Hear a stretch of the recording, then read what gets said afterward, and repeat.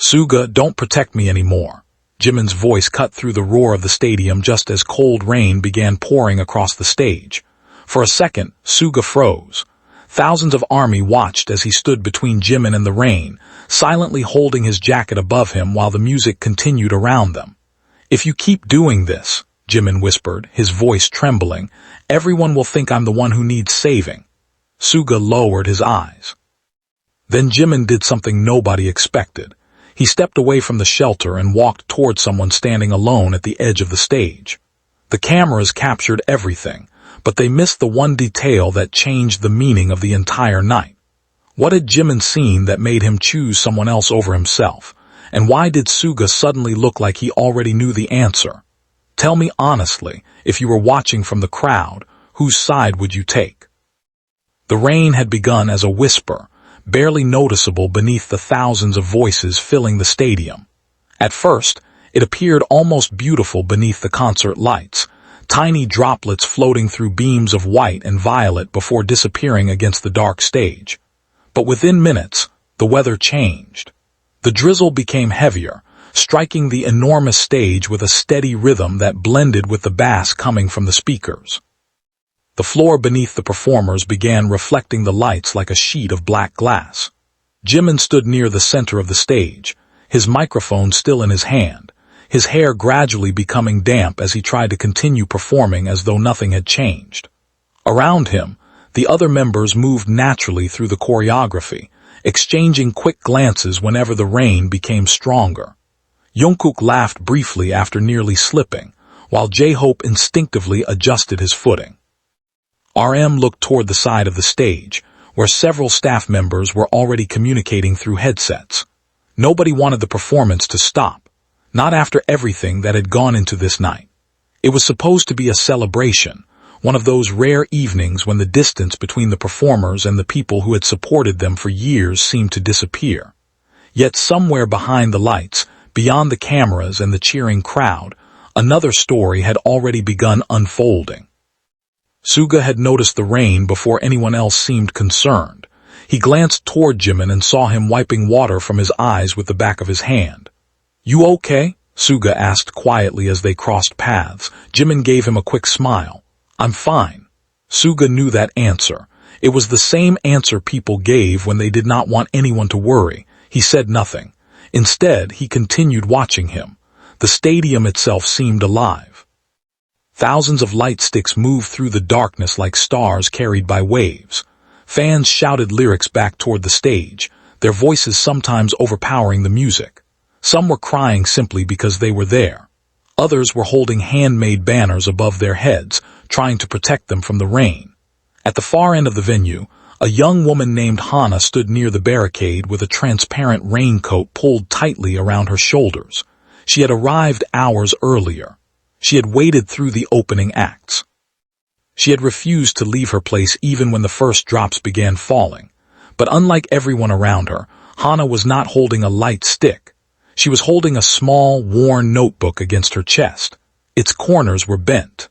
Several pages were covered with handwritten notes, and on the first page was a photograph of a teenage boy smiling beside her.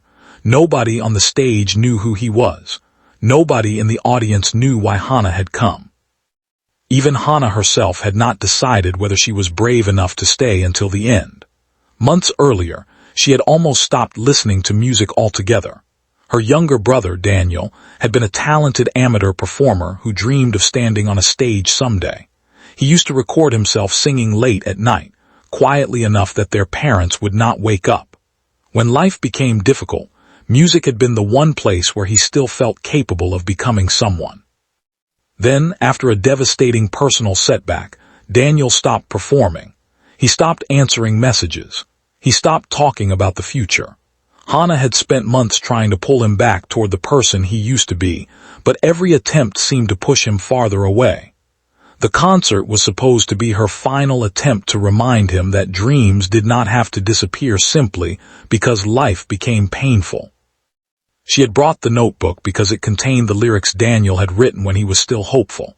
But there was something Hana had never told anyone. She had received a message that morning telling her that Daniel had decided to abandon music permanently. She had read it 3 times before boarding the train to the stadium.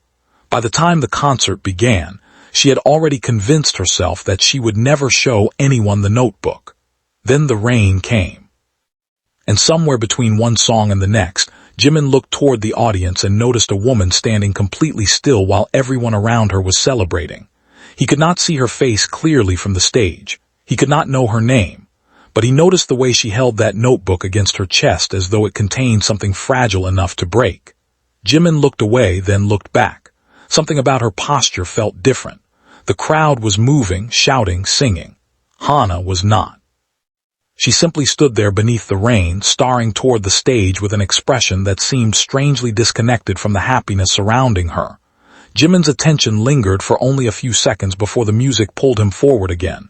But Suga noticed Jimin looking. He followed his gaze toward the barricade. "What did you see?" he asked during a brief transition. Jimin hesitated. "I don't know." Suga looked again. "Then why are you still looking?" Jimin did not answer.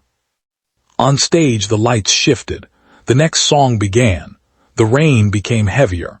And somewhere between the first note and the last, the night stopped being just another concert. The song ended beneath a wall of applause, but Jimin's eyes returned almost immediately to the same section of the audience. Hana was still there. The notebook was still pressed against her chest. Rainwater ran from the edge of her hood and down her cheeks, making it impossible to tell whether the moisture beneath her eyes came from the weather or from tears. Jimin could not hear what she was saying, but he noticed her lips moving. She was speaking to herself, or perhaps to the photograph hidden inside the notebook. "Sorry," Hana whispered. "I tried." She lowered her head for a moment, then looked back toward the stage. On the giant screens, Jimin's face appeared above the crowd, but Hana did not seem interested in the cameras. She was watching him directly. That was when Jimin noticed something else. The notebook was open now. A single page had become exposed to the rain, and across the paper were handwritten words. He could not read them from that distance, but he could see a name written repeatedly in the corner. Daniel. The music started again and Jimin returned to the performance, but his concentration had changed. During a formation shift, he glanced towards Suga. Suga immediately understood that something was bothering him. "Her?" he asked quietly. Jimin nodded. "She looks like she's waiting for something." Suga looked toward the audience again. "Maybe she's waiting for someone." Jimin shook his head. "No, I think she's waiting for herself." The sentence stayed between them for a moment. Neither said anything else. Behind the stage, a production assistant named Mincio was watching the crowd through a monitor. She had been working concerts for years and had learned to recognize small emergencies before they became visible ones. A lost child, a fan feeling unwell, someone collapsing near the barricade. But Hana did not look physically distressed.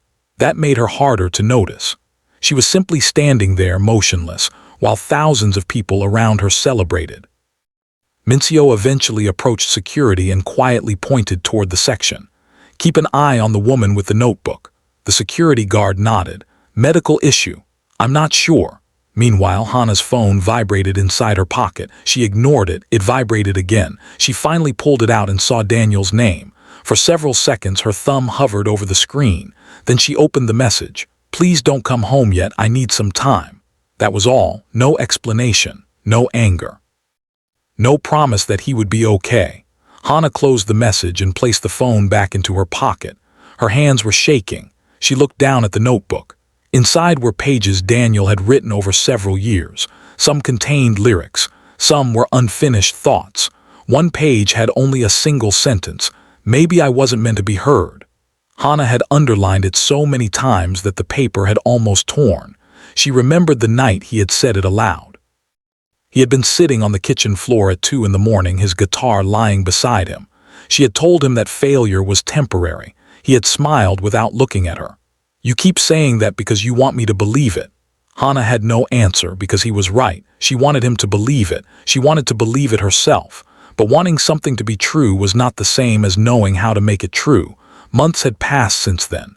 Daniel had stopped performing, stopped writing, stopped sharing his music. His room had become quieter. The guitar that once sat beside his bed had been pushed into the corner. Hana had watched the person she loved slowly disappear behind silence, and she had begun to wonder whether encouragement could sometimes become another form of pressure. Maybe every time, she said. You can still do it, Daniel heard. You are still not enough. That realization had frightened her, so she had come to the concert without telling him. Not because she expected Jimin or Suga to notice her, not because she believed a celebrity could solve a stranger's life. She had come because Daniel had once told her that watching BTS perform made him want to pick up his guitar again. They make it look like being vulnerable is not weakness, he had said. Maybe someday I'll be brave enough to do that too. Hana had remembered those words after he stopped playing. She bought one ticket, she packed the notebook, and she came alone. But now, standing beneath the rain, she realized she had no idea what she was supposed to do next. On stage, Jimin noticed that the woman had lowered her head again. He saw her shoulders tremble. He looked toward the side stage crew. A staff member caught his gaze and subtly shook his head, signaling that everything was under control. Jimin nodded, but he did not look convinced. Suga stepped closer. You're distracted. Jimin smiled faintly. I know. Do you want to stop? Jimin looked toward the crowd. No. Then, after a pause, he added, I just want to make sure she doesn't feel invisible. Suga looked at him carefully. You can't save everyone. Jimin's expression softened. I know. Then what are you trying to do? Jimin glanced toward Hana again. Maybe just remind her that someone sees her. Suga said nothing. He understood that distinction. There were things they could not fix from a stage. There were lives they could not rewrite. But sometimes a person did not need their entire life changed. Sometimes they only needed one moment that made them feel less alone. The next song began. The rain intensified. Jimin moved across the stage, and when he reached the edge closest to Hana's section, he stopped for half a second. Their eyes met. Hana froze. For the first time that night, her expression changed. Jimin did not know her story.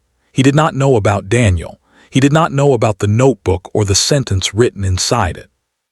He simply smiled at her. Not the enormous performance smile designed for a stadium.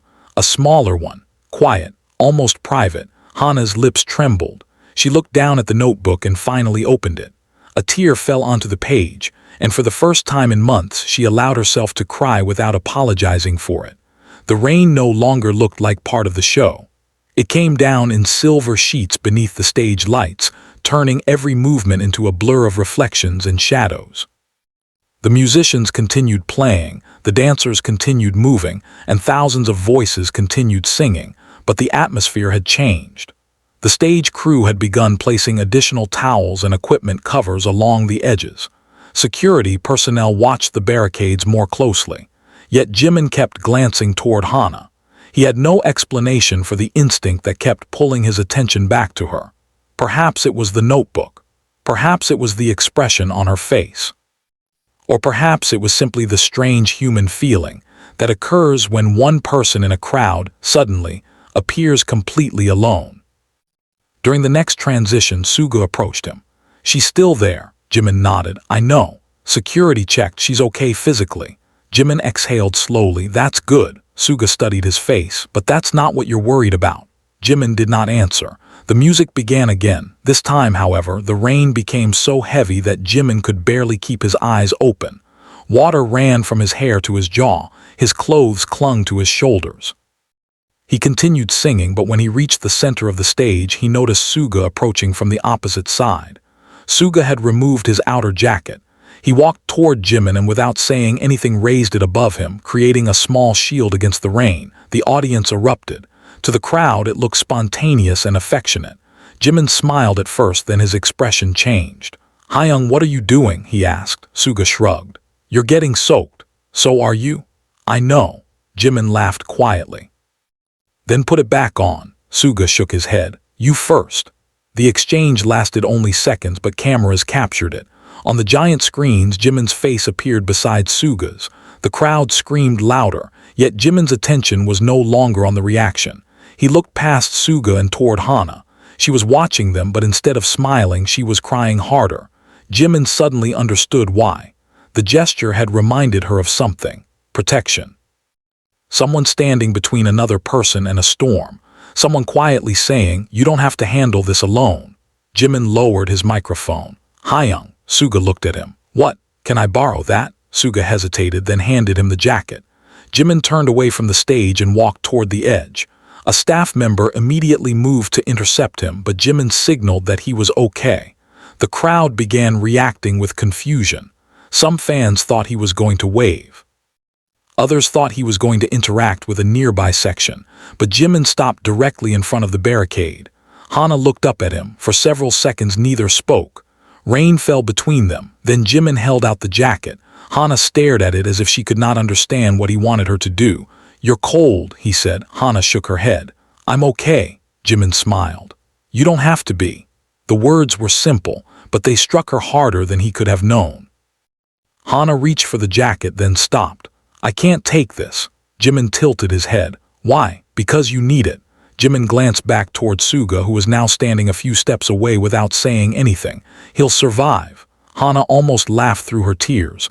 It was the first genuine expression on her face all evening. She accepted the jacket. Then Jimin noticed the notebook. "Is that yours?" he asked. Hana nodded. "Someone else's," she whispered. "My brother's." Jimin looked at the notebook, then at her. "Does he know you're here?" Hana shook her head. "No." Jimin did not ask why. He could tell she was not ready to explain. "Then maybe," he said gently, "you should take good care of it." Hana pressed the notebook against her chest. "I have been." Jimin nodded. "I can tell." Then he turned back toward the stage. Before leaving, he looked over his shoulder. "Keep it dry." Hana gave him a confused smile. "The notebook?" Jimin pointed toward it. "Especially that." He returned to the stage. Suga watched him closely. "What did you say?" "Nothing." "You look like you said something." Jimin smiled. "Maybe I did." The performance continued, but something had shifted. The interaction had not solved anything. Hana still had a brother who wanted to disappear from the world of music. She still had no idea what she would say when she returned home. Jimin still knew nothing about the full story, but the distance between strangers had become slightly smaller. Then unexpectedly Hana's phone rang again. This time she answered. "Hello." There was silence on the other end. "Daniel," her voice broke. She stepped away from the crowd. "Where are you?" Another pause. "You came." Hana closed her eyes. "I'm at the concert." Daniel's voice sounded different, tired. "Why?" "Because you used to love their music." He did not respond. Hana looked toward the stage. "I wanted to remember what it felt like when you still believed in yourself." Daniel sighed. "I don't." Hana swallowed. "I know." "Then why did you go?" She looked down at the notebook. "Because I thought maybe I could believe for both of us." There was another long silence. Then Daniel said something that made her sit down against the barricade. "Hana, I'm sorry." Her face tightened. "For what?" "For making you carry all of this." She covered her mouth. "You didn't." "I did."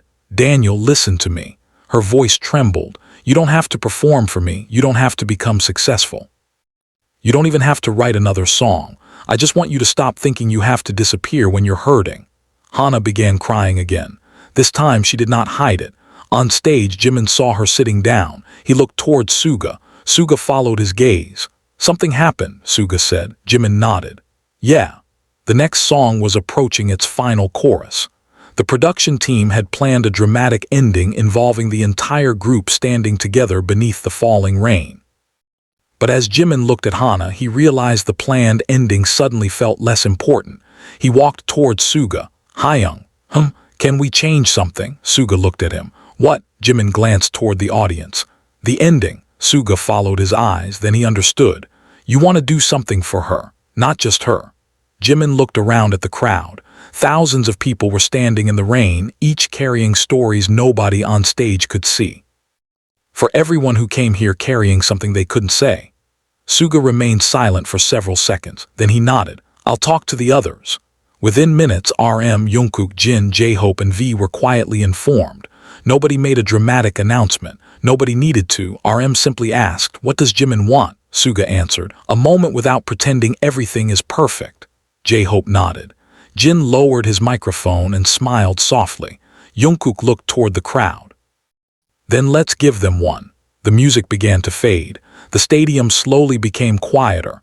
Thousands of people who had been shouting suddenly found themselves listening to the sound of rain. Jimin stepped forward. He looked toward the audience, then toward the sky. "Sometimes," he said, "we think being strong means pretending the rain doesn't hurt."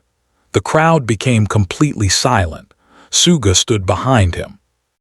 Jimin continued, "But maybe strength is admitting that you're cold, admitting that you're tired, and letting someone stand beside you for a while." Hana stared at the stage. Her hands tightened around the notebook. And then Jimin added something nobody had expected. If there's someone here tonight who came alone, or came carrying something they haven't told anyone about, you don't have to solve it tonight. His voice softened. Just stay. The word traveled through the stadium. Stay. Hana closed her eyes. Somewhere across the city, Daniel was listening to her phone conversation through silence, and for the first time in months, he did not hang up. He stayed on the line. Suga stepped forward beside Jimin. The two stood shoulder to shoulder as rain continued falling around them. Suga looked at Jimin's soaked clothes and quietly said, "You know you still need that jacket." Jimin smiled. "I gave it away." Suga shook his head. "Of course you did." The audience laughed softly through tears, but then Suga looked toward Hana's section and his expression became serious again. Sometimes giving something away doesn't mean losing it.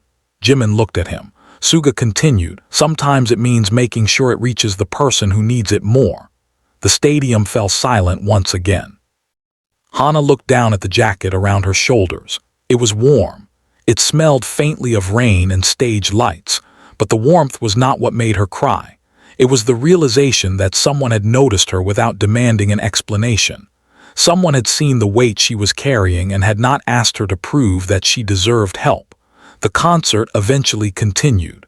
The rain eventually weakened, but the emotional storm had only begun. Because the following morning, a short video recorded by a fan would spread across social media. Millions would watch the moment Suga shielded Jimin from the rain, but almost nobody would notice the woman in the background holding a notebook, until one person did, and that person would uncover a story that neither Jimin nor Suga knew existed. The next morning, the stadium looked completely different. The lights were gone, the speakers were silent, and the enormous stage that had seemed almost alive the night before was now being dismantled piece by piece. Workers moved across the empty floor carrying cables and equipment while the last traces of rain disappeared from the concrete outside. But online, the concert was still very much alive. Thousands of clips had appeared overnight. One showed Jungkook slipping and laughing. Another captured J-Hope dancing through the rain. But one particular video spread faster than the rest. Suga standing beside Jimin, holding his jacket above him as rain poured across the stage. Fans called it sweet, protective, unforgettable. Some described it as a perfect example of their friendship. Others focused on Jimin giving the jacket to a woman near the barricade. Yet almost every version of the video ended before the camera could capture what happened afterward. The person who noticed was a freelance concert photographer named Ethan Miller. He had been positioned near the side of the venue throughout the performance. While reviewing his photographs, he stopped at one frame. It showed Jimin looking toward Hana. The image itself was ordinary, but behind her, partially hidden by the crowd, was another figure, a young man standing several meters away. Ethan zoomed in. The young man was holding a guitar case. His face was turned toward the stage. Ethan remembered seeing him earlier that evening, but had assumed he was part of the venue staff. He checked the photographs again. The same young man appeared in 3 different frames. Then Ethan noticed something else. The young man was wearing a small silver bracelet identical to one visible in the photograph inside Hana's notebook. Ethan had no idea who they were, but the connection made him curious. He contacted the venue's media coordinator and asked whether the young man had been part of the production team. The answer came quickly. No. Ethan stared at the message. Then who is he? The coordinator replied, I don't know. By afternoon, the story had taken an unexpected turn. Hana's photograph from the audience began circulating online, not because anyone knew her identity, but because fans had noticed her crying while Jimin spoke. Someone posted, "Does anyone know who the woman with the notebook is?" Another person replied, "I think the guy behind her is her brother." Within hours, people were trying to identify them. Hana had never intended to become part of the story. She did not want attention. She did not want strangers analyzing her face or asking questions about her life. But before she could understand what was happening, her phone began filling with notifications. Then came the message that changed everything. It was from Daniel. "They found my song." Hana stared at the screen. "What?" she typed. Daniel replied with a link. It led to a short clip uploaded anonymously by someone who had been at the concert. In the background, the sound of Jimin's voice could be heard saying, "You don't have to solve it tonight, just stay." Over the audio, someone had added a recording of Daniel's unfinished song. The melody was soft and imperfect. His voice cracked during the final line. The person who uploaded it had written only one sentence. The boy who thought nobody wanted to hear him should know that someone finally did. Hana's hands began shaking. "Who posted this?" she asked Daniel. "I don't know." Then another message arrived. "But it's getting shared." Daniel had spent months trying to erase every trace of his music. Now strangers were listening to a song he had been too ashamed to finish. His first reaction was fear. He wanted it removed immediately. He wanted the attention to disappear, but then something unexpected happened. Messages began arriving from people who had their own stories. A college student wrote that she had stopped singing after failing an audition. A father said his daughter had stopped drawing because she believed she was not talented enough. A young performer wrote, "I thought I was the only one." None of them knew Daniel. None of them could fix his problems, but they were listening. Daniel called Hana that evening. "I don't understand." Sat quietly at her kitchen table. "What don't you understand? Why are they listening?" Hana smiled sadly. "Maybe because they heard themselves in your song, but it's unfinished." "So are you." Daniel became silent. Hana immediately regretted the words, afraid she had said too much. Then Daniel laughed softly. It was the first time she had heard him laugh in months. "That's a terrible thing to say. I know. You really need better motivational speeches." "I've been told." They both laughed. It was small, fragile, but it was real. Meanwhile, back at the hotel, Jimin sat near a window looking out at the wet streets. His hair was still slightly damp from the previous night's rain despite having showered twice. Suga entered carrying 2 cups of tea. He placed one on the table. "You gave away my jacket." Jimin smiled. "I did. I liked that jacket." "Sorry." Suga sat down. For a while neither spoke. Outside, cars moved through the city, their headlights reflecting across wet pavement. "Do you know who she is?" Suga finally asked. Jimin shook his head. "No." "Do you want to know?" Jimin thought for a moment. "I want to know if she's okay." Suga nodded. "That's different." "Yeah." Suga took a sip of tea. "You know what I think?" Jimin looked at him. "What?" "You saw yourself in her." Jimin frowned. "I don't know her."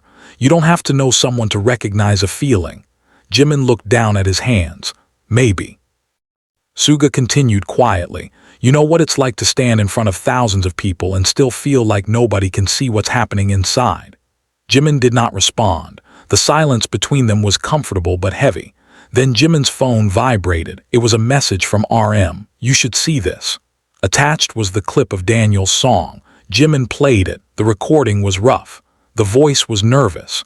The melody was incomplete, but there was something unmistakably sincere about it. Jimin listened until the end. He looked at Suga. "That's him." Suga raised an eyebrow. "The brother?" Jimin nodded. "I think so."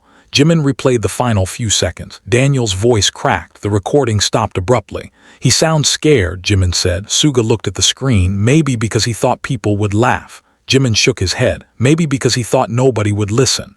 The door opened and RM stepped inside. "We've been talking with the management team." Jimin looked up. "About what?" RM sat down. "About the situation." Jimin immediately became serious. "I don't want anyone contacting them without permission." RM nodded. "I know. We shouldn't turn this into a publicity thing." "Agreed." RM paused. "But there may be a way to help without making it public." Suga leaned forward. "What kind of help?" "A private studio session. No cameras, no press, no announcement. If the guy wants to finish the song, we can give him a place to record it." Jimin looked at Suga. Suga looked back. Neither needed to speak. The idea was simple, not a promise of success, not a career opportunity, not an invitation into the world of celebrities, just a room, a microphone, time, and the freedom to decide what happened next. Jimin asked, "Does he know?" RM shook his head. "Not yet." "Then don't tell him through social media." "Of course." Suga leaned back. "Who knows about this?" "The members, a couple of managers, that's it." Jimin nodded. "Good." That evening, Hana received a call from an unknown number. She almost ignored it. Then she answered. "Hello." A calm voice introduced himself as a member of the concert's management team. He explained that they had become aware of Daniel's song and wanted to offer something, but only if Daniel was comfortable. Hana immediately became cautious. What are you offering? Nothing public, no contract, no publicity, just access to a private recording room for one day if he wants it. Hana was silent. Why? The man answered honestly. Because someone heard his song and thought it deserved a chance to exist. Hana closed her eyes. Was it Jimin? There was a pause. I can't speak for him directly. That was enough of an answer. Hana thanked him but said she needed to ask Daniel. When she called her brother, he listened without speaking. What do you think? She asked. Daniel took a long breath. I don't know. You don't have to say yes. I know. You don't have to finish the song. I know. Then why are you scared? Daniel was quiet for several seconds. Because if I go there and I still can't do it, then I'll have proof. Hana frowned. Proof of what? That I really am not good enough. Hana's eyes filled with tears. Daniel, failing in a studio doesn't prove that you're not good enough. Then what does it prove? That you tried. That's not enough. Hana stared at the wall. Maybe it is. Daniel said nothing. She continued, maybe we've spent so long believing everything has to become something bigger that we forgot some things are valuable simply because we made them. Daniel breathed slowly. Would you come with me? Hana smiled. Of course. The recording session was arranged quietly 2 days later. No cameras waited outside. No reporters were invited. The building was almost empty. Daniel arrived wearing a black hoodie and carrying the same guitar case Ethan had photographed at the concert. His hands were shaking as he entered the studio. Hana walked beside him. You can still leave, she whispered. Daniel looked at the closed studio door. I know. He opened it anyway. Inside, the room was warm and dim. A microphone stood in the center. Headphones rested on the table. There was a piano against one wall and a small couch near the window. No audience. No giant screens, no thousands of people waiting for perfection, just a room, just him. And on the other side of the glass, unexpectedly, Suga was sitting quietly in the control room. Daniel stopped. His face went pale. He had expected someone from the staff. He had not expected him. Suga stood up. Hey, Daniel stared. I don't know what to say. Suga smiled faintly. Good, then don't say anything. Daniel looked confused. Suga pointed toward the microphone. Play something. Daniel swallowed. What if it's bad? Suga shrugged. Then we'll hear a bad song. Daniel almost laughed. Suga continued, and then you can make it better. There was no grand speech, no promise that everything would change, just a practical sentence from someone who understood that unfinished things were not necessarily failures. Daniel placed his guitar on his lap. His fingers trembled against the strings. He looked through the glass at Hana. She nodded. He closed his eyes. Then he played the first chord. The room became silent except for the guitar. When Daniel began singing, his voice was uncertain. But halfway through the first verse, something changed. His shoulders relaxed. His breathing became steadier. He stopped trying to sound impressive. He simply sounded like himself. Suga listened without interrupting. When the song ended, Daniel lowered his head. That was terrible. Suga shook his head. No, Daniel looked up. It was unfinished. Suga smiled. That's different. Daniel stared at him. You really believe that? Suga leaned back in his chair. I believe unfinished things deserve the chance to become finished. Behind the glass, Hana covered her mouth. She was crying silently. Daniel looked at her. For the first time in a long time, he did not look ashamed. He looked tired, frightened, but present. Jimin watched from the hallway outside the studio. He had not entered because he did not want to turn Daniel's first recording session into an intimidating moment. Suga noticed him through the glass and gave him a small nod. Jimin nodded back. Then Daniel played the song again. This time he changed the ending, and when his voice cracked on the final note, he did not stop. He kept singing. The moment was small. Nobody outside that room knew it had happened. There was no stadium, no screaming crowd, no cameras. But somehow, it felt more important than the night before, because the rain had brought Jimin and Suga to a stranger, and that stranger had reminded them of something they had nearly forgotten themselves. Sometimes the most meaningful thing you can give another person is not an answer. It is enough space for them to find their own voice. The studio became quiet after the second recording ended.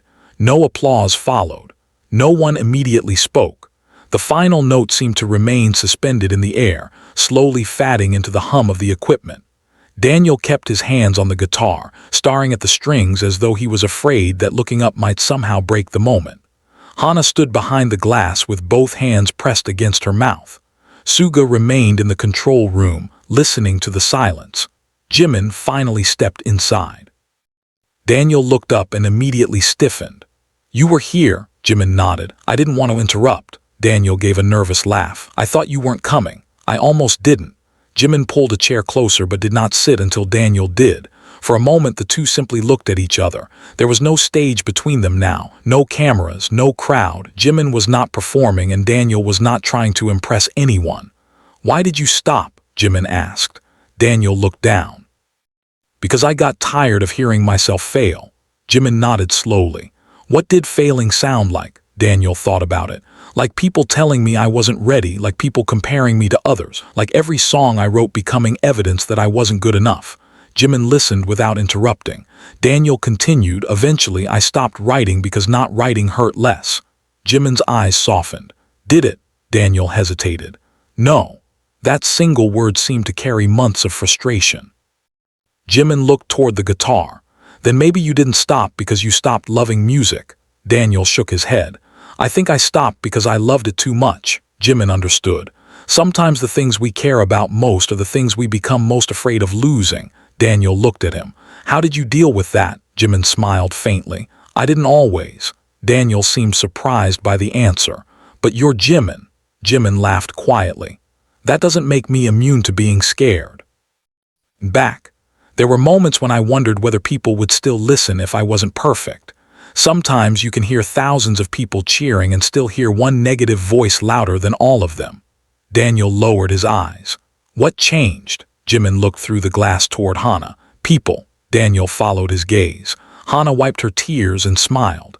Jimin continued, "Someone reminds you that you're more than one performance, more than one mistake, more than what people think you're supposed to become." Daniel looked at his guitar again. "My sister tried." "I know. I pushed her away." "I know." Daniel looked up. "How do you know?" Jimin smiled. "Because she still came." Daniel's eyes filled with tears. He looked toward Hana. "She shouldn't have had to." Hana entered the room before he could say anything else. "Maybe not," she said softly, "but I wanted to." Daniel looked at her. "I'm sorry." Hana sat beside him. "I don't need an apology every time you hurt." "Then what do you need?" "A breath. I need you to tell me when you're hurting before you disappear." Daniel nodded. "I'll try. That's enough." Jimin watched them quietly. Suga stood near the doorway, giving them space. After a few minutes he walked over and placed a small piece of paper on the table. Daniel looked at it. It was a list of 3 simple notes about the recording. "What is this?" he asked. "Things you can improve," Suga said. Daniel looked confused. "That's all," Suga nodded. "You wanted honest feedback." Daniel looked at the paper again. "I thought you'd tell me what I did wrong," Suga smiled. "Those are the things you can work on." Daniel looked up. "And what did I do right?" Suga pointed toward the microphone. "You finished." Daniel stared at him. "That's it. For tonight, yes." Suga walked away. Daniel looked at Jimin. "He's always like that," Jimin smiled. "Pretty much." They laughed. The tension in the room finally loosened. Later that night, after Daniel and Hana had left, Jimin and Suga remained in the studio. The city outside was quiet. Rain had returned, but only lightly this time. Drops tapped against the window with almost perfect rhythm. Jimin stood near the glass, looking at the streets below. "I keep thinking about the concert," he said. Suga sat behind the mixing desk. "The jacket," Jimin smiled. "No, her." Suga nodded. "Me too." Jimin turned around. "Do you think we did enough?" Suga was quiet. "Enough for what?" "For her, for him." Suga looked at the empty microphone. "We didn't fix their lives, I know." "Then maybe don't measure it that way." Jimin leaned against the wall. "How should we measure it?" Suga thought for a moment. "Did they leave with more hope than they arrived with?" Jimin considered the question. "I think so." "Then maybe that was enough." Jimin smiled. "You always make things sound simple." "They're usually not." The two sat in silence. Jimin eventually picked up the piece of paper Suga had left behind. He turned it over. On the back, Suga had written one sentence. "Don't confuse being unfinished with being broken." Jimin read it twice. "You wrote this?" Suga looked away. "Maybe," Jimin smiled. "You should have said that to me years ago." Suga laughed softly. "You wouldn't have listened." "Probably not." The room fell quiet again. Then Jimin asked, "Why did you really give me your jacket?" Suga looked at him. "Because you were cold." Jimin shook his head. "That's not the whole reason," Suga sighed. You were looking at her. Jimin nodded. I knew you were going to do something. And I thought if I kept you warm for 30 seconds, maybe you'd have enough courage to do what you needed to do. Jimin smiled. So you knew. I know you. Jimin looked down. Sometimes I think that's what friendship is. Suga raised an eyebrow. What? Knowing when someone is about to step into the rain and standing close enough that they don't have to be afraid of it. Suga smiled. That's dangerously sentimental. Jimin laughed. Don't tell anyone. Too late. The following morning, Daniel woke up before his alarm. For the first time in months, he did not immediately reach for his phone. He sat on the edge of his bed and looked at the guitar in the corner. It was still there. Same scratches, same worn strings. Same instrument he had avoided for months. He picked it up. His fingers were stiff. He played one chord, then another. He stopped. He smiled. It was not because he suddenly believed he was going to become successful. He did not. Nothing about his life had magically become easy, but the guitar no longer felt like evidence against him. It was simply a guitar again.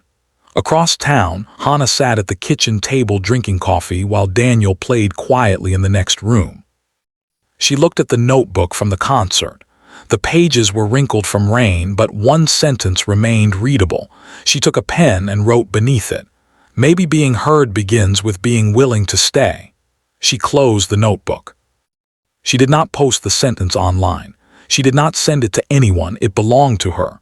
Meanwhile, Jimin and Suga prepared for another rehearsal. The schedule had returned to normal. Meetings, sound checks, practice, interviews, flights. The machinery of their lives continued moving, yet something had changed inside Jimin. During rehearsal, he noticed a dancer struggling with a difficult sequence. The dancer apologized repeatedly. "Sorry, again." Jimin shook his head. "Don't apologize." The dancer looked surprised. "But I keep missing it." "Then let's do it again." "You aren't angry," Jimin smiled. "Why would I be?" The dancer laughed nervously. "I don't know." Jimin glanced at Suga, who was watching from the side. "Because people think mistakes are embarrassing." Suga added, "They're only embarrassing if you refuse to learn from them." The rehearsal continued. Nobody mentioned the concert. Nobody mentioned Daniel, but the lesson had followed them into the room. A week later, Daniel sent Jimin a message through the management team. It contained only one sentence. "I finished the song." Jimin read it twice. He showed Suga. Suga smiled. "Good, that's all you're going to say?" Jimin asked. "What do you want me to say? Something emotional?" "No," Jimin laughed. "You're impossible." Then another message arrived. "I didn't finish it because I wanted to prove I could succeed. I finished it because I wanted to hear how it sounded when I didn't give up." Jimin became quiet. Suga read the message. Neither spoke for several seconds. Then Suga said, "Now that's a song worth hearing." Jimin smiled, but the story was not over, because Daniel had made a decision that would bring all of them back to the place where everything had started. The rain-soaked stage, the crowded stadium, the woman with the notebook, and the jacket that had become something much larger than a piece of clothing. Months later, Daniel would return to that same venue. But this time, he would not be standing in the audience. Months passed before Daniel returned to the stadium. By then, the story of the rainy concert had faded from the headlines. New performances had replaced old clips. New songs had filled people's playlists. Fans had moved on to other moments, other memories, other nights. But for Daniel and Hana, that night had never really ended. It had followed them quietly into ordinary mornings, difficult conversations, and small victories that nobody online would ever see. Daniel had continued writing. Not every day. Not perfectly. Some mornings he would sit with his guitar for 20 minutes and produce nothing. Other days, a melody would come suddenly while he was washing dishes or riding the train. He had learned not to judge the process so quickly. A song did not have to become successful to be worth finishing. And slowly, his life began changing in ways that had nothing to do with fame. He started volunteering at a small community music center near his neighborhood. At first, he only helped children tune instruments. Later, he began teaching basic songwriting to teenagers who reminded him of himself. One of them was a 12-year-old girl named Mina who rarely spoke during lessons. She would sit in the corner with a small keyboard and hide whenever someone asked her to play. Daniel understood immediately. He never forced her. Instead, he sat beside her and said, "You don't have to play for us. Just play for yourself." Weeks later, Mina finally performed a short melody for the class. It lasted less than a minute. When she finished, she looked at Daniel nervously. Was it bad? Daniel smiled. It was unfinished. Mina frowned. Is that bad? Daniel shook his head. No, it means there's more. He realized then that Suga's words had become part of his own language. Meanwhile, Hana kept the notebook from the concert. The pages were still wrinkled from the rain. The jacket Jimin had given her had been returned through management, carefully cleaned and folded. Hana had wanted to send it back immediately, but Jimin had asked her to keep it for a while. Eventually, she turned it into something symbolic. She placed it in a small display case at the community music center, not as a celebrity souvenir, but as a reminder of one simple idea. Sometimes kindness arrives before you understand why you need it. There was no photograph of Jimin beside it. No autograph, no attempt to turn the moment into publicity, just a small handwritten card beneath the jacket, for the nights when you forget you can ask for warmth. Nobody knew where the words came from. That was how Hana wanted it. Then one afternoon, the community center received an unexpected invitation. A major concert event was scheduled at the same stadium where the rainy performance had taken place. The organizers wanted local young performers to participate in a short opening segment. Daniel was asked to help coordinate the musicians. When he saw the venue address, he immediately knew. He called Hana. We're going back. She understood without asking where. Are you ready? Daniel looked at the guitar case beside him. No, Hana smiled. Good, good. If you were completely ready, I'd be worried. The day of the event arrived under a clear sky. No rain. The stadium was bright beneath the afternoon sun. Workers moved through the venue preparing lights and sound equipment. Daniel stood backstage with a group of young performers checking microphones and cables. His hands were shaking. Mina stood beside him holding her keyboard. Are you nervous? She asked. Daniel smiled. Very, but you're older than me. That doesn't make me immune. Mina laughed. Daniel looked toward the stage entrance. He could hear thousands of people gathering outside. The sound grew gradually like distant thunder.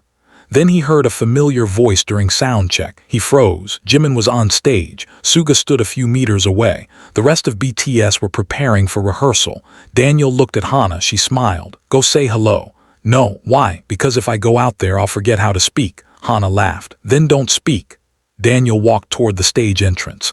Jimin noticed him almost immediately. His face lit up. Daniel smiled. Hi. Suga approached from behind. You finished the song, Daniel nodded. A while ago. Good. Jimin looked toward the group of young musicians behind him. You're performing, Daniel shook his head. Helping them. Suga glanced at Mina. You teaching now, Daniel nodded. Sometimes. Suga smiled. That's good. Daniel looked at him. I learned from you. Suga immediately shook his head. No, you learned from yourself, Daniel smiled. Maybe both. Jimin looked toward the empty stadium. Do you remember the rain? Daniel laughed. I think everyone remembers the rain. Jimin shook his head. I remember you. Daniel looked at him. I wasn't even on stage. Exactly. Before Daniel could respond, a stage manager called for everyone to prepare. The young performers moved into position. Mina stood beside her keyboard, visibly nervous. Daniel crouched beside her. Remember what we talked about. What if I mess up? Then keep going. What if everyone laughs?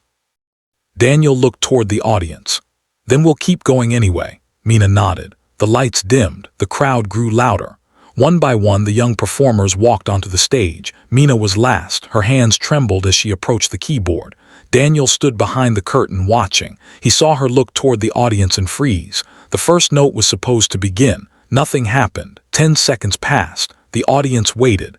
Mina looked back at Daniel with panic in her eyes. Daniel did not rush forward. He simply placed his hand over his heart and nodded. Breathe. Mina inhaled. Then she played, one note, then another. Her melody was simple, beautiful because it was imperfect. Halfway through, she made a mistake. She stopped for a fraction of a second. Daniel felt his chest tight. Then Mina smiled. She remembered. Keep going. She continued. When the song ended, the stadium erupted in applause. Mina stood frozen. Then she laughed. Daniel covered his face with both hands, overwhelmed. Behind him, Jimin smiled. Suga quietly said, That's why we came back. Daniel turned. You didn't have to. Suga looked at the stage. Neither did you. Jimin stepped closer. But you did, Daniel nodded. Yeah, Jimin looked toward the crowd. That's enough. The main concert began later that evening. The stadium filled completely. The atmosphere felt strangely familiar, but the sky remained clear. No rain clouds, no storm. During a quiet section of the performance, Jimin walked toward the same edge of the stage where Hana had stood months earlier. He looked at the audience. Somewhere in the crowd, Hana stood beside Daniel and Mina. This time she was not crying. She was smiling. Daniel held his guitar case. Mina held her keyboard, and between them Hana held the old notebook. Jimin recognized it immediately. He smiled. Then Suga joined him. The crowd began cheering, unaware of the private history behind the moment. Jimin looked at Suga. No rain tonight, Suga nodded. Better for the equipment, Jimin laughed. Then he turned toward the audience. Last time we were here, the weather made everything difficult. The crowd laughed. But sometimes difficult moments show us things we might otherwise miss. He paused. Someone in this audience reminded us that there are people carrying stories we know nothing about. Suga stepped beside him.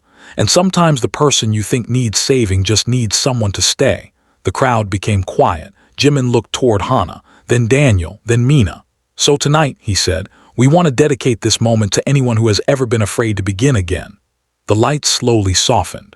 No dramatic rain, no elaborate effect, just thousands of lights glowing through the stadium. Hana held the notebook against her chest. Daniel looked at her. You okay? She nodded. Yeah. You sure, for once? Daniel smiled. The music began. Jimin sang the opening line. Suga's voice followed. The other members joined naturally, each one adding their own warmth to the moment. RM looked toward the audience with a calm smile. Jin waved toward the upper seats. J-Hope encouraged the younger performers backstage. Jungkook sang with his eyes closed for a moment. V looked across the crowd, taking in the lights. None of them knew exactly how many people were carrying hidden struggles that night. They did not need to. The song itself became a place where everyone could stand together without explaining themselves. Then something unexpected happened. Daniel opened his guitar case. He pulled out his instrument. Hana looked at him. What are you doing? He smiled. I think I'm ready. She understood. He walked toward the small stage area reserved for community performers. Mina followed him. Daniel looked at her. You don't have to, Mina smiled. I want to. They began playing. Their sound joined the larger performance. It was not perfect. The timing was slightly uneven. Daniel missed one chord. Mina corrected it. Nobody laughed. The crowd simply listened. Jimin saw them from the main stage. His eyes met Suga's. Neither needed to say anything. The memory of the rain returned in both their minds.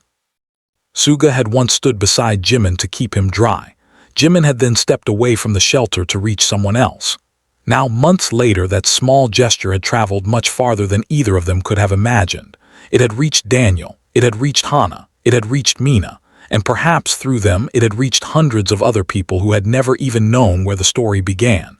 When the final note faded, the stadium erupted. Daniel lowered his guitar. Mina looked at him, stunned. We did it, Daniel laughed. Yeah, Hana hugged them both. She did not care who was watching, she simply held them. On stage, Jimin wiped his eyes quickly. Suga noticed. You're crying, Jimin shook his head. No, you are. It's sweat. Suga looked at the perfectly dry ceiling. Right, Jimin laughed through his tears. The other members gathered around them. Jungkook smiled and said, You two really turned one rainy night into a whole story. J-Hope nodded. A good one. RM looked toward the community performers. Maybe stories like this are why we keep doing this. Jin smiled. And why we keep getting rained on. Everyone laughed. The emotional weight of the night did not come from a miracle. Daniel had not suddenly become famous. Mina had not become a superstar. Hana's worries had not disappeared. Jimin and Suga had not solved the world's loneliness. But something real had changed. People who had once believed they needed to hide their unfinished parts had discovered they could carry them in public without shame. And sometimes that was the beginning of healing. After the concert, Daniel found Jimin and Suga backstage. He stood before them for a moment, unsure what to say. Finally, he handed Jimin a folded piece of paper. What's this? Jimin asked. The finished lyrics. Jimin opened it. The final line read, I thought I needed someone to save me, but I only needed someone to remind me to stay. Jimin read it quietly. Suga looked over his shoulder. He smiled. Now that's finished. Daniel nodded. Yeah. Jimin folded the paper carefully and returned it. Keep it. Daniel looked surprised. Why? Because it's yours. Daniel smiled. Thank you. Jimin shook his head. No, thank you for staying. Daniel's eyes filled with tears. He nodded. No one hugged immediately. There was simply a quiet moment between them. Then Suga stepped forward and placed a hand on Daniel's shoulder. Take care of your sister. Daniel smiled. I will. Jimin added, and take care of yourself too. Daniel nodded again. I will. As he walked away, Hana looked back at Jimin and Suga. She bowed slightly. Jimin bowed back. Suga did the same. No grand goodbye, no cameras, just recognition. A few minutes later, the stadium began emptying. Thousands of fans walked into the night carrying light sticks, photographs, memories, and stories of their own. Somewhere among them, a young performer was carrying a guitar instead of hiding it. A girl was carrying a keyboard without being afraid of making mistakes. A sister was walking beside her brother without feeling responsible for saving him. And two artists stood backstage, realizing that a jacket offered in the rain had become a reminder that kindness does not always end where it begins. Sometimes it keeps moving. The morning after the concert, there was no dramatic headline announcing what had happened backstage. No official statement. No carefully prepared photograph. The world simply moved forward as it always does. Fans discussed performances, songs, outfits, and memorable moments from the night before. Some noticed the young performers who had appeared during the special segment. Others recognized Daniel's guitar playing and wondered who he was. A few fans remembered the rainy concert months earlier and connected the two moments, but most of the story remained unknown. That was exactly how Jimin and Suga wanted it. They had never intended the encounter to become a public campaign. They had never wanted Daniel's struggle to become entertainment. What mattered was what happened when the cameras were gone. Daniel returned to the community center the following week. Mina was already waiting for him. She placed a sheet of paper on the table.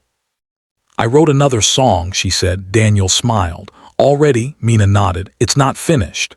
Daniel sat beside her. Good. She looked at him suspiciously. Why do you always say that? Because unfinished means you're still working. Mina thought about it. What if I don't like it?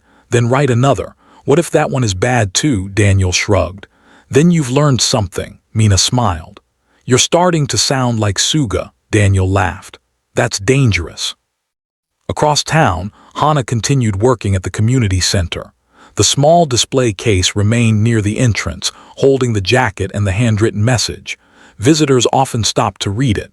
Some asked about the story. Hana never gave them the entire version.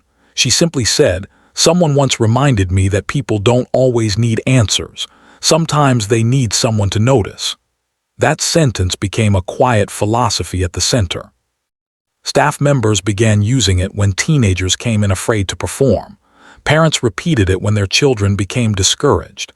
Even volunteers began to understand that encouragement did not always mean pushing someone forward. Sometimes it meant standing beside them until they were ready to move. Daniel's relationship with Hana changed too. They still argued. They still misunderstood each other. They still had days when Daniel withdrew and Hana became impatient. Healing did not erase old habits overnight, but there was one important difference. Daniel stopped disappearing without explanation. If he needed space, he said so. If Hana became overprotective, she learned to step back. They were no longer trying to save each other. They were learning how to stay connected without carrying responsibilities that belonged to the other person. One evening, Daniel came home late after teaching at the center. Hana was sitting at the kitchen table. "How was class?" she asked. Mina wrote another song. "Was it good?" Daniel smiled. "It was unfinished." Hana laughed. "You're obsessed with that word." Daniel sat down. "Maybe." Hana poured him tea. "Do you still think about that night?" Daniel looked at the cup in his hands. "Sometimes." "The rain, the jacket," Hana smiled. "You mean the jacket he gave me?" "Yeah." Daniel paused. "I used to think the important part was that Jimin noticed you." Hana looked at him. "And now?" "Now I think the important part was that you noticed me." Hana's expression softened. Daniel continued, "You could have gone home that night. You could have stopped trying, but you didn't." Hana looked down. "I wasn't sure I was helping." "You weren't." She looked up surprised. Daniel smiled. Not always, Hana laughed. Thanks, but you stayed. He reached across the table. That mattered. Hana squeezed his hand. You stayed too. Months later, Jimin and Suga returned to their usual schedule. Rehearsals became longer. Travel resumed. Recording sessions filled their calendars. The pace of their lives left little room for reflection. Yet occasionally something would remind Jimin of that night. A sudden rainstorm outside a rehearsal room. A fan holding a handwritten notebook. A young performer apologizing for making a mistake. Each time, Jimin would pause. He had learned that attention could be an act of kindness. Noticing someone did not require knowing their entire story. Simply required looking closely enough to realize that everyone in the room was carrying something. Suga experienced the memory differently. He rarely talked about it, but one afternoon during rehearsal, a young staff member accidentally damaged a piece of equipment. He stood frozen, terrified of being blamed. Suga noticed him. It's okay, the staff member bowed repeatedly. I'm sorry, Suga shook his head. Stop apologizing. The young man looked up. But I broke it. Then we'll fix it. What if I get in trouble? Suga shrugged. Then we'll deal with that too. The staff member looked relieved. Suga walked away. Jimin watched him from across the room. You know, Jimin said, you've changed. Suga looked back. How? You used to make people nervous. Suga smiled. I still do, Jimin laughed. A little, Suga pointed toward him, and you used to try to fix everything. Jimin became quiet. I still do. A little. They both laughed. Their friendship had always been built on small things. A glance during rehearsal. A bottle of water left beside a chair. A silent understanding when one of them needed space. The rain had not created their bond. It had simply revealed it. The other members noticed changes too. RM became more deliberate about checking on younger staff members after difficult rehearsals. J-Hope began encouraging community performers whenever the group participated in charity events. Jin joked about the jacket every time rain was forecast. Jungkook occasionally teased Jimin by saying, should we bring an umbrella for you? V would laugh and add, no, Suga Hyung will protect him. The jokes were light, but beneath them was genuine affection. They all knew the story had mattered to Jimin. They also knew why. It had reminded them that their work reached people in ways they could never fully see. One evening, RM asked Jimin, do you ever wonder how many people have stories like Daniel's? Jimin looked out the window. Probably more than we know. RM nodded. That's the strange thing about performing. Jimin looked at him. What? You can spend 2 hours giving everything you have to a crowd and still never know what one person takes home. Jimin smiled. Maybe that's why we shouldn't assume we know what they need. Exactly. Meanwhile, Daniel's finished song was never released commercially. He decided against it, not because he was ashamed, but because he no longer needed strangers to validate it. He recorded a simple version and kept it on his laptop. Occasionally, he played it for students at the community center when they asked why he started teaching. He never told them the entire story. He simply said, someone once gave me enough courage to finish one song. The students would usually ask, who? Daniel would smile. A few people. That was enough. Mina eventually wrote her own song about rain. It was playful and bright, completely different from Daniel's. When she performed it at a local youth event, she made 3 mistakes. She laughed, corrected herself, and continued. Daniel stood in the audience applauding harder than anyone. Hana recorded the performance. Later that evening, Mina asked, did I look nervous? Hana smiled. A little, Mina frowned. I thought nobody could tell. That's the thing about being brave, Hana said. You can be scared and still do it. Mina thought about that. Like Daniel, exactly like Daniel. The jacket remained in its display case. It gradually became less about Jimin and more about everyone who had walked through the center's doors. A teenage boy once left a handwritten note beside it. I came here because I wanted to quit. Another person wrote, I didn't know anyone noticed. A mother wrote, my daughter finally sang again. None of the notes mentioned fame. None mentioned BTS. They were about ordinary people choosing in small ways not to disappear. Hana kept every note in a box. Once a year she opened the box and read them. Some made her laugh, some made her cry, some were only 1 sentence long. But all of them reminded her of the same truth. The smallest moments could become landmarks in someone's life. There was also one consequence Hana had never expected. She became more careful with her own assumptions. Before the concert, she had believed Daniel needed motivation. Afterward, she realized he needed permission to be imperfect. That distinction changed how she treated everyone around her. She stopped telling people, "You can do anything." Instead, she began asking, "What do you need right now?" The question was harder, but the answers were more honest. Sometimes people needed advice. Sometimes they needed rest. Sometimes they needed practical help. And sometimes they simply needed someone to sit beside them without trying to turn their pain into a lesson.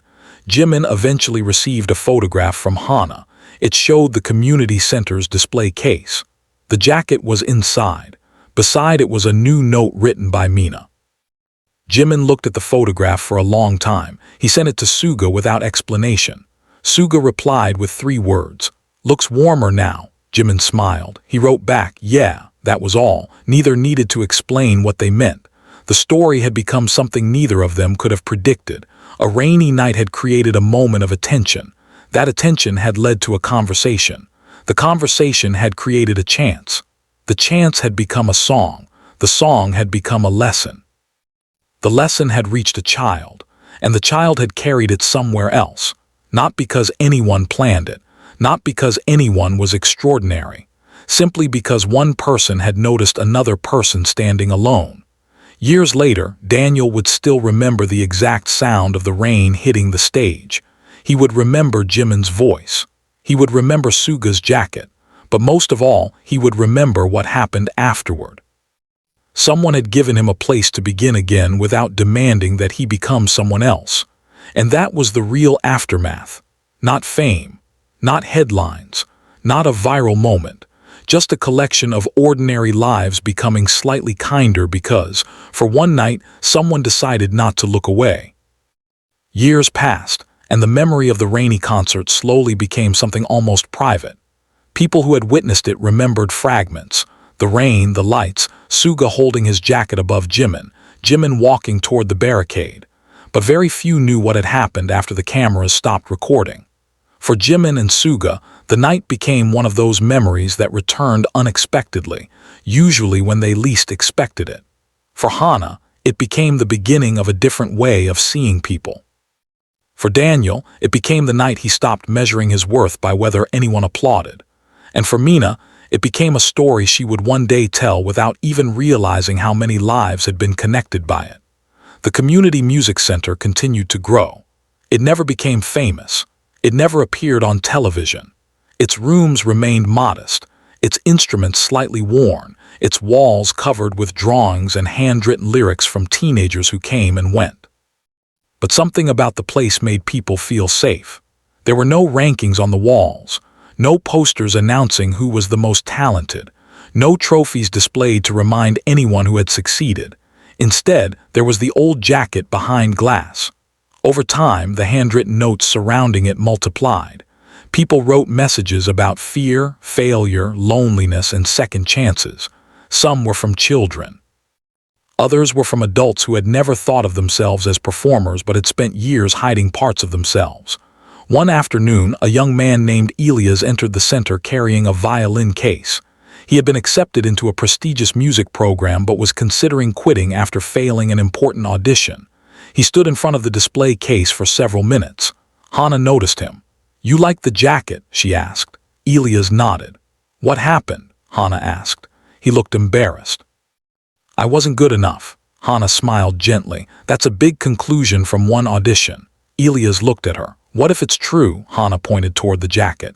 "Do you know the whole story?" He shook his head. "No." "Good." He looked confused. "Why good?" "Because if you knew the whole story, you might think someone else can fix your life." Elias smiled slightly. Hana continued, "They can't, but they can remind you that one bad night doesn't get to decide everything." Elias looked at the display again. "Did that happen to you?" Hana thought about it. "Yes." "And did you become successful?" Hana laughed softly. "That's not really the point." She walked back toward the office. "Come back tomorrow, bring your violin." Elias did. Months later, he performed at the center's annual youth concert. His playing was not flawless. But when he finished, he bowed and smiled. He had not won anything. He had not become famous. He had simply returned to the thing he loved. Hana watched from the audience and realized the story was continuing without her. That was perhaps the most meaningful part. She had once believed the purpose of kindness was to create a visible result. Now she understood that kindness often disappeared into people's lives, becoming part of who they eventually became. You might never know where it traveled. Daniel experienced the same realization. He began teaching more seriously and eventually created a small songwriting program for young performers who struggled with confidence. He named it Stay, not as a tribute to anyone, but because the word had become meaningful to him. The first session was held in a room with 6 chairs. 6 students attended. Daniel told them, "You don't have to impress me. You don't even have to finish a song today." One student raised his hand. "Then why are we here?" Daniel smiled. "To learn how to stay when you're tempted to leave." The students did not fully understand. They would later. Daniel never told them about the stadium unless someone specifically asked. Even then, he avoided making himself the center of the story. "I met someone who reminded me that unfinished doesn't mean broken," he would say. That changed me. One evening, Daniel received an invitation to perform his finished song at a small charity event. He almost declined. Then he remembered Mina standing on stage years earlier, terrified before her first note. He accepted. Hana sat in the front row. Mina, now older, played beside him. The performance was simple: guitar, piano, 2 voices, no spectacle. When the final chord faded, the audience applauded. Daniel smiled but did not look toward the crowd immediately. He looked at Hana. She nodded. That was enough. The song had finally found its ending. Not because it had become famous, but because he had become comfortable hearing it. Meanwhile, Jimin and Suga continued carrying the lesson in quieter ways. They occasionally received messages from fans describing how a particular song had helped them through a difficult period. Jimin read many of them. He never assumed he had personally saved anyone. That idea made him uncomfortable. He understood now that people were the authors of their own survival. A song could accompany someone. A kind word could create a moment of courage, but the person had to take the next step. Suga felt the same. Whenever someone thanked him for helping them, he often answered simply, "I'm glad you kept going." It was never a dramatic response, but it came from somewhere sincere. One winter evening, the group was preparing for another performance when Jimin noticed rain beginning outside. He stood near the window. Suga walked past. "Don't tell me you're getting sentimental again." Jimin smiled. "Maybe." Suga looked outside. "It's just rain." "I know." Jimin paused. "Do you remember Hana?" Suga nodded. "Of course." "And Daniel?" "Yes." "And Mina?" Suga smiled. "The keyboard girl." Jimin laughed. "She's not a girl anymore. Neither are we." Jimin looked at him. "That's depressing." Suga shrugged. "It's reality." Jimin smiled. "I wonder where they are now, probably living their lives." "Do you think they remember us?" Suga thought for a moment. "Probably." "Do you think they should?" "Why shouldn't they?" Jimin looked at the rain. "I don't know. Sometimes I think people give us too much credit for things that were really just human." Suga nodded. "That's because people need symbols." Jimin turned toward him. "And what are we?" Suga smiled. "People." Jimin laughed. "You really know how to ruin a poetic moment." "Someone has to." Outside, the rain became heavier. Jimin watched the droplets race down the glass. For a second, he imagined the stadium again. The lights, the noise, the jacket, the woman with the notebook. But the memory no longer felt heavy. It felt warm. The following year, the community center held another youth concert. Mina, now one of the older students, helped organize the younger performers. Before the event began, she walked to the display case and looked at the jacket. She had grown tall. Her hair was different. Her confidence had changed. She still remembered the first time she had stood on a stage and almost walked away. She placed a new note beside the old ones. "I was scared to make a mistake. Then I learned mistakes are not instructions to disappear." Hana read it and smiled. Daniel stood beside her. "That's a good one." Hana nodded. "She's better at this than we are." Daniel laughed. "Definitely." A little boy approached the display case. "What's the jacket for?" he asked. Mina turned around. "It's a long story." "Can you tell me?" Mina smiled. "Maybe later." The boy frowned. "Why later?" Mina looked toward the stage where his name was written on the performance schedule. "Because you're about to go play." The boy's eyes widened. "I'm scared." Mina crouched beside him. "Me too." He looked surprised. "You're scared?" "Sometimes." "But you're good." Mina smiled. "Being good doesn't mean you're never scared." She placed a hand gently on his shoulder. "It means you learn what to do while you're scared." The boy nodded. "What do I do?" Mina pointed toward the stage. "Stay." Years earlier, the word had been spoken in a stadium beneath the rain. Now it was being whispered in a small community center by someone who had once been too frightened to play a single note. The word had traveled farther than anyone could have imagined. It had become part of a chain. One person stayed, another noticed, someone else offered warmth, another found courage. Then that courage was passed forward. No one owned it. No one could claim credit for it. It simply moved. And perhaps that was the true legacy of the night, not the viral clip, not the image of Suga shielding Jimin, not even the song Daniel eventually finished. The legacy was what happened when people stopped asking, "How can I fix this person?" and started asking, "How can I make sure they don't feel alone while they figure it out?" That question changed Hana. It changed Daniel. It changed Mina. It changed Jimin and Suga in ways that were too subtle to measure. And it quietly changed everyone who witnessed even a small part of the story. Some people remembered the rain. Others remembered the jacket. Daniel remembered the microphone. Mina remembered the first note. Hana remembered the moment Jimin looked directly at her. But perhaps the most important memory belonged to Suga.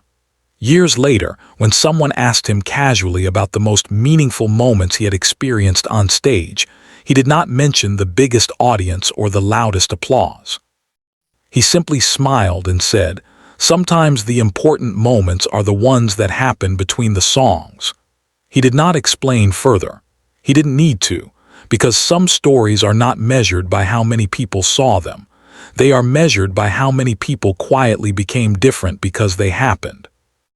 Reflection: years after that rainy night, the memory remained surprisingly simple. There had been no miracle. No one had been rescued from every difficulty they carried. The rain had stopped. The concert had ended. The lights had gone dark. And eventually, everyone had gone home. Yet something had changed. Jimin had learned that noticing someone could matter even when you had no solution to offer. Suga had reminded him that protection did not always mean standing in front of someone. Sometimes it meant standing beside them long enough for them to find their own strength. Hana had learned that loving someone did not mean carrying their entire life on her shoulders. Daniel had learned that being unfinished was not the same as being broken. Mina had learned that fear could exist in the same room as courage. And perhaps that was why the image of Suga holding his jacket above Jimin became more than a beautiful moment for those who knew the full story. It was never really about the jacket. It was about what happened after Jimin realized someone else was standing in the rain too. In a world where people are constantly encouraged to look stronger, happier, more successful, and more certain than they really feel, there is something quietly powerful about admitting, "I'm cold." There is something even more powerful about answering, "Then stand here with me."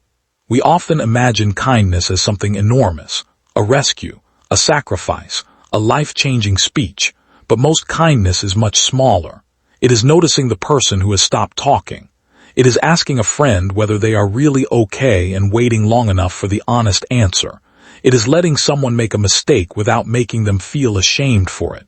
It is giving someone room to try again. It is staying when leaving would be easier. Jimin could not fix Daniel's life that night. Suga could not remove Hana's fear. The other members could not guarantee that Mina would never doubt herself again. But they could offer one moment in which nobody had to pretend. Sometimes that is where healing begins, not when the pain disappears, but when the person carrying it realizes they do not have to hide it anymore. And maybe that is why the rain matters in this story. Rain does not ask whether someone deserves to get wet. It falls on the famous and the unknown, the confident and the frightened, the person standing on stage and the person standing alone in the crowd. Everyone gets caught in it eventually. The difference is whether someone notices when another person is shivering. On that night, Suga noticed Jimin. Jimin noticed Hana. Hana had already been noticing Daniel for months. Daniel would later notice Mina. Mina would eventually notice someone else. The chain continued without permission, without planning, without anyone knowing exactly where it would lead. And that may be the most human part of the entire story. We rarely know which small gesture will become important. A sentence spoken casually can stay inside someone for years. A hand placed on a shoulder can remind someone they are not alone.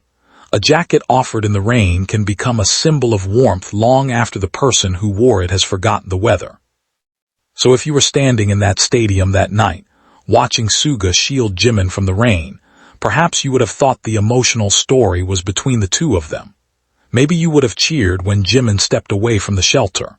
Maybe you would have wondered why he looked toward one particular person in the crowd. Maybe you would have focused on the dramatic image captured by the cameras. But what if the most important person in that entire moment was not the person standing on stage? What if it was the person who almost went home unnoticed? What if the real turning point was not when someone was protected from the rain, but when someone finally realized they were worth noticing? We cannot know how many people around us are carrying notebooks filled with unfinished dreams. We cannot know who has stopped singing because they are afraid their voice is not good enough. We cannot know who has learned to smile because explaining the truth feels too difficult. But we can choose to look a little closer. We can choose to ask. We can choose not to demand perfection from people who are already exhausted from demanding it from themselves. And perhaps most importantly, we can remember that helping someone does not always mean becoming their answer. Sometimes it means becoming the quiet proof that they are not alone while they search for their own. Jimin once stepped into the rain because he noticed someone else standing in it. Suga followed because he understood that sometimes you do not stop a person from walking into the storm. You simply make sure they know they do not have to walk through it alone. And somewhere beyond the stadium lights, Daniel picked up his guitar again. Hana stopped trying to carry everything by herself. Mina played her first imperfect note. A room filled with unfinished songs became a place where people learned to stay. The rain eventually disappeared from the sky, but the meaning of that night remained. Not because it was extraordinary, because it was ordinary in the most important way. One person noticed another person. One person stayed, and then another person learned how to stay too. Maybe that is what friendship really is. Maybe that is what empathy looks like when there are no cameras. And maybe, in a world that constantly tells us to be louder, stronger, faster, and better, one of the bravest things we can still do is simply look at someone who is struggling and say, without demanding anything in return, you don't have to go through this alone. If you were there that night, would you have noticed Hana in the crowd? Would you have understood why Jimin walked away from Suga's shelter? And when the rain began falling, whose side would you have stood on, the person offering protection, the person accepting it, or the person quietly waiting to be seen?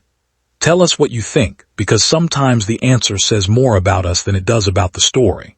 And perhaps that is where this fictional story truly ends, not with applause, not with a perfect ending, but with a question we carry back into our own lives. Who around you might be standing in the rain right now, waiting for someone to notice?